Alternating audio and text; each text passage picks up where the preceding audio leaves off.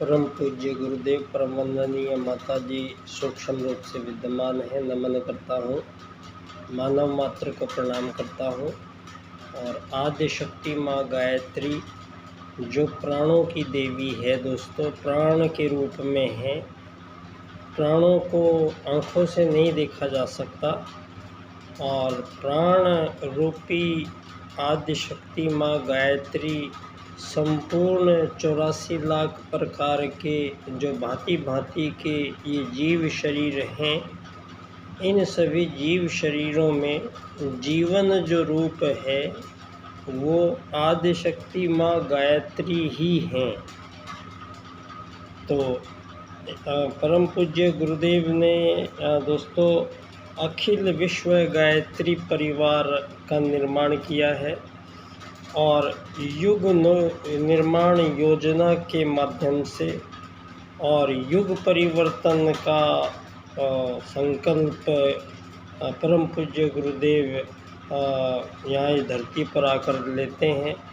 सभी मानवों के बीच में परम पूज्य गुरुदेव आज के इस भौतिक जगत में जहाँ चारों तरफ निराशाओं का कोहराम मचा हुआ है धरती पर, वहाँ एक ऐसे सबल समर्थ और परिपूर्ण अपने आप को संपूर्ण आध्यात्म विद्या को आत्मसात करने वाला ऐसा साधक धरती पर परमात्मा ने भेजा। और वो स्वयं परमात्मा क्योंकि जब आते हैं दोस्तों, ये भारतीय सनातन संस्कृति जो है इसके दो सूत्र हैं दोस्तों, आत्मवत सर्वभूतेषु और वसुधैव कुटुम्बकम। इन दो सूत्रों के अनुसार यहाँ धरती पर प्रत्येक जीव शरीरों का जीवन काल इस धरती पर आना रहना और जाना ये सभी के साथ होता है। और संपूर्ण जीवों में एक सी ही क्रिया विधि है सारी की सारी। भोजन सब ग्रहण करते हैं, नींद सबको आती है, बच्चे सबके पैदा होते हैं और मृत्यु सबको आती है। तो सभी जीवों में आज जो चिंतन का विषय इसलिए है कि एक तरफ यहाँ जो समझ में आ रहा है तो यहाँ समझ में प्रदूषण हो गया है। जो पिछले ये 2-2.5 हज़ार साल से 20वीं शताब्दी के बाद में यहाँ अभी तक जो मानवों ने ये शोध और खोज की थी, इन महान वैज्ञानिकों ने, सभी पश्चिम के ही हैं वैज्ञानिक वो लोग, जिन्होंने यहाँ पर किसी ने बिजली का निर्माण बताते हैं, किसी ने वायुयान का निर्माण बताते हैं, कोई न्यूटन ग्रेविटी का खोजकर्ता बताते हैं। यहाँ पर चार्ल्स और डार्विनवाद के अनुसार मानव जन्म का आगमन एक कोशिकीय जीवों से बहुकोशिकीय जीवों में और फिर मछली बंदर से होते हुए इंसान बनने की परिकल्पना विज्ञान जगत ने ये प्रस्तुत की हुई है और यही सारी दुनिया को बताया जा रहा है। अभी तक जो मानवों को कि यहाँ मानव मछली बंदर से होते हुए इंसान बना और वो जंगलों में घूमता था और वो उसको कुछ नहीं आता था और सब कुछ बाद में सीखा उसने और आग जलानी यहाँ सीखी और ये पहिया बनाने अभी सीखे उन्होंने। तो ये सारी जो बातें करते थे दोस्तों, ये 2000 सालों का ही ये जिक्र करते हैं। अब जो इनके द्वारा 2000 सालों में प्रत्येक मानव मात्र को सारे संसार में जिस प्रकार मानवों को आज व्यथित दुखी परेशान और मानवीयता का सर्वनाश हुआ है सारी दुनिया में और अमानवीयता चारों तरफ फैली पड़ी है और मानव आत्महत्याएं ज़्यादा कर रहे हैं। दोस्तों, जहाँ ऐसी व्यवस्थाएं बनाई गई हैं जहां मानवों के बीच जो विभाजन पैदा करती हैं वो परमात्मा को मंजूर नहीं है। दोस्तों, यहाँ दो वेद सूत्रों को तोड़ नहीं सकता है। अगर कोई तोड़ता है तो दोस्तों प्रकृति उसको पुनः दुरुस्त करके उन्हीं सूत्रों को स्थापित करती है, और वो दो सूत्र है आत्मत सर्वभूतेषु और वसुधैव कुटुम्बकम्। अब परम पूज्य गुरुदेव धरती पर आते हैं तो शंखनाद छोटी बात नहीं करते हैं, और कोई मानव ये शब्द बोल भी नहीं सकता और लिख भी नहीं सकता है जो शब्द परम पूज्य गुरुदेव यूज़ किए हैं। यहाँ पर उन्होंने युग परिवर्तन जो शब्द यूज किया है, इसको अवतारी चेतना के बगैर ये शब्द कोई बोल भी नहीं सकता है, होंठ पे ला नहीं सकता है। तो एक ऐसे ही और भारतीय सनातन संस्कृति का हमारा दो आधार स्तंभ हमारे मान्यताएं हैं। एक है मानव को पुनर्जन्म होता है मानव का, हर जन्म में मानव आता है और फिर अगले जन्म में फिर 84 लाख प्रकार के जीव शरीरों में भी हमारा भारतीय आदि सनातन संस्कृति की वैज्ञानिक तथ्यों पर प्रत्येक कसौटी हमारे आदि महामानव हमारे आदि पूर्वज वो महर्षि ऋषि वो लोग बहुत बड़े वैज्ञानिक थे, और प्रारंभ काल में ये जो चार्ल्स और डार्विन ने बताया है ये मिथ्या है। और अब भारत ये जो दुनिया के सामने ये सिद्ध करने की स्थिति में आ गया है कि यहाँ धरती पर मानव आगमन प्रथम मानव धरती पर भारत में जन्मा है। उत्तराखंड क्षेत्र के नीचे के भाग में मनु का आगमन हुआ है धरती पर, और मनु का परिवार जो बसा है धरती पर मकान बनाकर वो आर्यों का परिवार था। तो यहाँ धरती पर जो जन्मे हैं वो आर्य कहलाए हैं, और वो इसलिए आर्य कहलाए हैं क्योंकि वो परमात्मा के बनाए हुए इतने सुविस्तृत ब्रह्मांड में और मानव छोटा सा धरती पे में खड़ा हुआ एक अदना सा जीव, तो यहाँ पूरे ब्रह्मांड का जो संपर्क सूत्र है वो उस मानव से होता है, और प्रत्येक प्राणियों जीवों से भी होता है, लेकिन मानव से विशेष तौर से ये संपर्क होता है। दोस्तों, एक यहाँ पर हमारी जो मान्यता है, यहाँ धरती पर जब भी मानव धर्म के रास्ते से हटता है, क्योंकि यहाँ धरती पर मानव का आगमन कोई विशेष उद्देश्य के लिए हुआ है। दोस्तों, यूं ही ये मछली से बंदर नहीं बना है।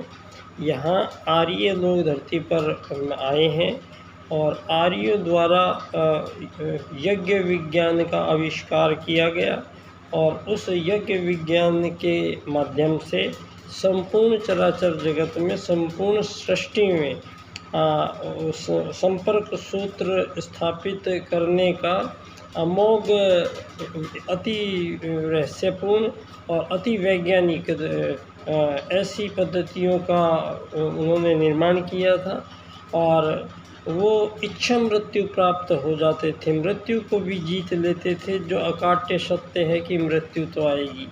अब समझिए कि मानव जो धरती पर जन्म लेके आया है, यहाँ दोस्तों दीनदयाल उपाध्याय जी कहते हैं कि राजनीति बहुत हो चुकी है सारी दुनिया में, ये जितनी भी त्राही त्राही मची हुई है, इसकी जनक ये ऐसी राजनीति बनाई गई है जो हमारे सनातनी राजनीति को ठुकराती है और मानव को कृत्रिम रूप से विभाजित करती है, और धरती पर मानवों के बीच में आर्यों के सिद्धांतों को पूर्णतया तोड़ती है, और एक जीवन को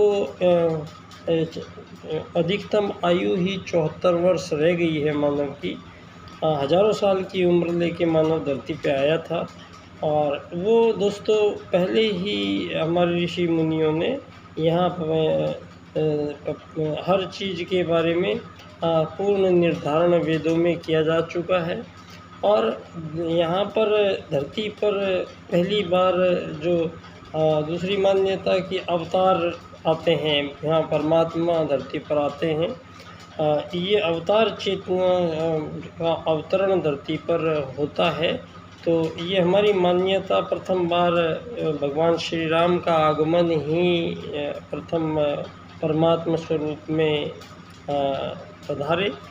और उनकी जीवन में उनका जो उस समय ये राक्षस और देवतासुर और असुर का जो मामला था, उन्होंने दोस्तों यहाँ पर धरती पर स्त्री और पुरुष के बीच में रिश्तों की पवित्रता का प्रतिपादन करते हुए और भगवान श्री राम मर्यादा की स्थापना करते हैं। दोस्तों हर चीज़ में एक ये जो मर्यादा शब्द है, ये मानव के अंतःकरण की सबकी पुकार है। और ये मर्यादा यहाँ पर, क्योंकि मानव सर्वश्रेष्ठ जीव है और हमारी जो वैदिक जीवन पद्धतियाँ निर्धारित की गई है वो पूर्णतः वैज्ञानिक हैं और पूर्णतः मानव जीवन के साथ न्याय करते हुए और मानव के अंतिम चरम लक्ष्य परमात्मा को प्राप्त कर लेना ही मोक्ष प्राप्ति को प्राप्त करने का पूरा विधान जीवन में, छोटे से जीवन में उन्होंने दोस्तों ब्रह्मचर्य, ग्रस्त, वानप्रस्थ और संन्यास 4 अवस्थाएं हैं जो मैच्योरिटी के हिसाब से एकदम एग्जैक्टली मानव के लिए बहुत श्रेष्ठ पद्धति है।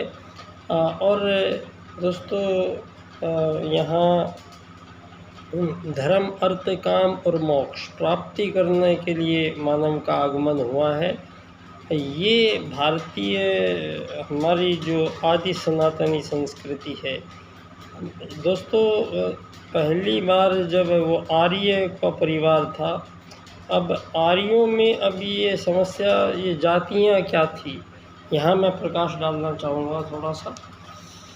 दोस्तों आर्य सर्वश्रेष्ठ यज्ञ कार्यों में निपुण निमग्न रहते थे और उस समय फिर यहाँ पर तामसिक और राजसिक आहार ग्रहण करने के कारण मानवों के वहाँ उनकी प्रवृत्ति और वृत्तियाँ में जो बदलाव आया, तो कुछ लोग फिर उस वेद को फॉलो नहीं करते थे और वो धारा में नहीं रहते थे और वो मानवों को, उन लोगों को भारत भूमि से देश निकाला दिया जाता था। और वही आर्य लोग जो बाहर भेजे गए हैं वो उनको अनार्य या असुर भी कहा है। तो आज ये हजारों सालों से जो युद्ध चल रहे हैं दोस्तों, इनका अब समापन करने का समय आ गया है। यहाँ पर क्योंकि मानव से मानव आज़ाद हो नहीं सकता है, ये आत्मवत् सर्वभूतेषु के सिद्धांत के अनुसार मानवों के बीच में किसी भी प्रकार का कोई भी तुलना, कोई भी मानव की मानव से दुश्मनी, मानव की मानव से बैर भाव, ये सब रखने के लिए धरती पर मानव नहीं आया है।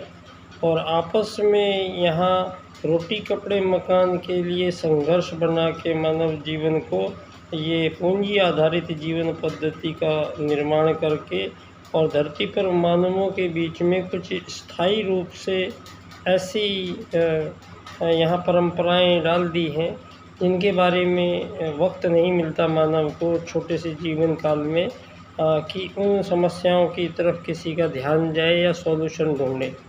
दोस्तों ये सबसे बड़ी दुनिया में जो प्रॉब्लम है वो है पूंजी, धन, रुपया, पैसा। और मैं पिछले 20 साल से इसी पैसे पर, इसी पैसे को कैसे इसका सलटारा किया जाएगा। मैं विगत 20 वर्षों से पंडित दीनदयाल उपाध्याय जी की जन्मस्थली पर और उन्हीं के 4 राजनीतिक सूत्र अर्थायाम, आर्थिक लोकतंत्र, एकात्म मानववाद और अंत्योदय, 4 सूत्र उन्होंने प्रदान किए हैं। और ये 4 सूत्र दोस्तों इस पूरे विश्व राज्य की नीति का पुनर्निर्धारण करते हैं और मानवों के समक्ष जितनी भी परेशानियां धरती पर हैं उन सब का संपूर्ण निवारण और निराकरण कर लिया गया है। और धरती पर अब जब ये नया विश्व बनाने का ठान ही लिया गया है तो दोस्तों ना रहेगा कोई अमीर, ना कोई बनेगा गरीब, ना होगा धरती पे कोई मालिक होगा तो ना कोई होगा नौकर, क्योंकि आत्मा तो सर्वभूतेषु का सिद्धांत कहता है कि प्रत्येक जीवों में एक ही आत्मा है और आत्मा है धरती पे वो शरीर में जन्म लेके आता है और अपना जीवन पूरा करता है, फिर शरीर को यहीं छोड़ के फिर चला जाता है। तो दोस्तों ये पुनर्जन्म की मान्यता पूर्णतः हमारी ये सब कोई कही सुनी बातें नहीं हैं। हमारे यहाँ ये वैज्ञानिक आध्यात्मिक प्रयोगों की एक बहुत लंबी श्रृंखला रही है और उसी का परिणाम है जिससे सारा विश्व कभी भारतीय आदि सनातन संस्कृति से लबालब और उसी से मार्गदर्शन प्राप्त करता था और मानव जीवन सतयुगी जैसी परिस्थितियों में बना के रहते थे। जो भी समस्याएं पैदा हुई हैं उनका जन्मकर्ता जो है वो मानव है और मानव की गई हुई जो गलतियां हैं वो मानवों को ही ठीक करनी पड़ेगी। दोस्तों आज भोगवाद के कारण ये सारी दुनिया का एटमॉस्फेयर चेंज, इतना ज़्यादा क्लाइमेट चेंज होगा कि मानवों की जान पर संकट है। आप देख सकते होंगे रोज़ जहाँ सऊदी अरब में जहाँ कहीं पानी का नामो निशान नहीं होता था वहाँ उन्होंने इतनी भयंकर बारिश की शहर डूबने पे हो गया। तो यहाँ दोस्तों ये पूरी जो पर्यावरण है, पंच महाभूत हैं, परमात्मा है, आत्मा है और आदि शक्ति माँ गायत्री है, ये सब दोस्तों हमारी आँखों से नहीं देखे जा सकते होंगे।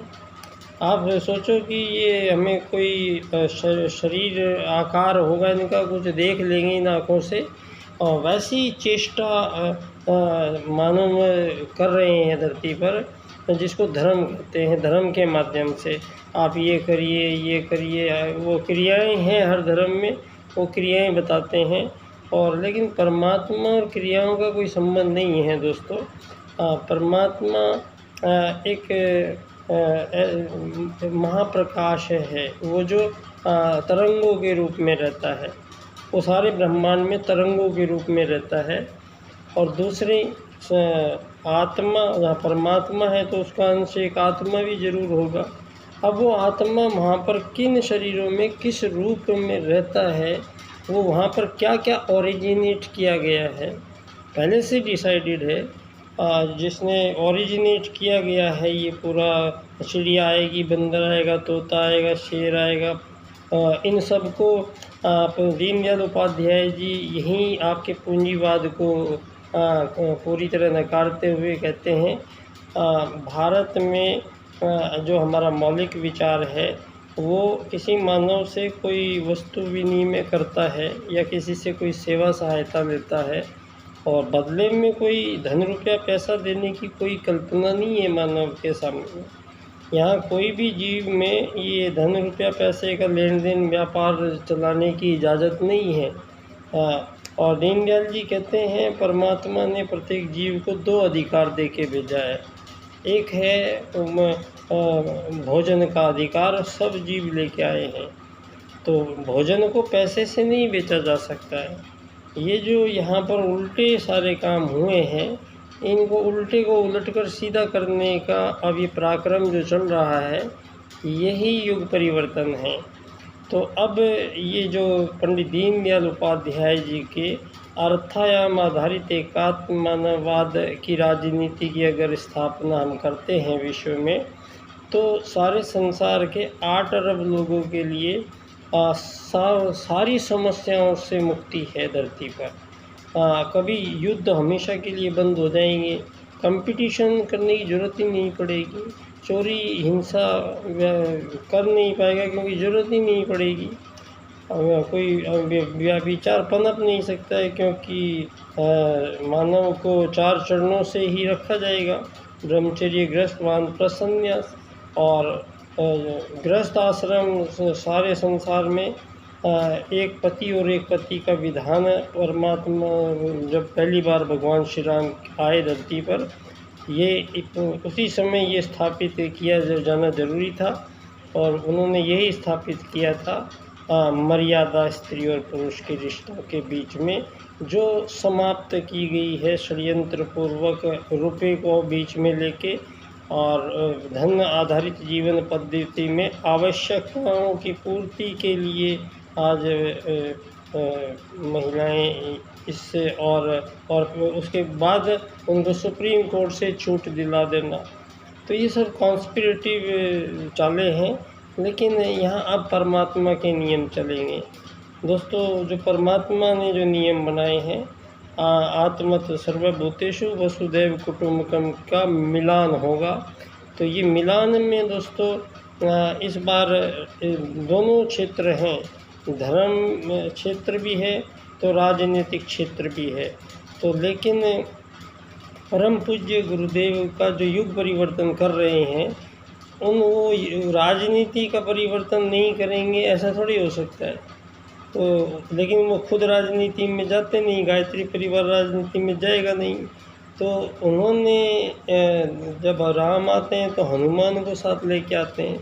तो ऐसे ही परम पूज्य गुरुदेव एक हनुमान को लेके आए थे साथ में, पंडित दीनदयाल उपाध्याय जी, और उन हनुमान के माध्यम से धरती पर आत्मत सर्वभूतेषु की स्थापना राजनीति में करनी पड़ेगी इस बार। तो ये जो आत्मत सर्वभूतेषु सब के धर्म में प्रयोग करते थे शब्द का, अब इस शब्द को राजनीति में भेजा जा रहा है। तो ये शब्द की स्थापना की है पंडित दीनदयाल उपाध्याय जी ने एकात्म मानववाद के रूप में। अब एकात्म मानववाद के राजनीतिक सिद्धांत से सारी दुनिया के मानवों में कोई भी विभाजन स्वीकार नहीं है, ना वो चाहे विकसित, अति विकसित, अल्प विकसित, विकासशीलता की हो, वो चाहे धरती पर ये नौटंकी जो क्रिएट की गई है कि मानव को जन्म लेने से पहले ही उस पर ठप्पा लगता है कि ये एक गरीब वाला पैदा हो गया है, एक अमीर पैदा हो गया है, और वो जीवन भर ये गरीब अमीर के आसपास ही सारे जीवन का चक्र बुनता रहता है मानव। और इन भौतिक संसाधनों की प्राप्ति की इतनी ज़्यादा प्रतिस्पर्धाएं धरती पर हो गई हैं और सबको धन से जोड़ा गया है। तो सारे संसार में केवल रोटी खा के जिंदा रहने का नाम के लिए मानव धरती पर नहीं आया है।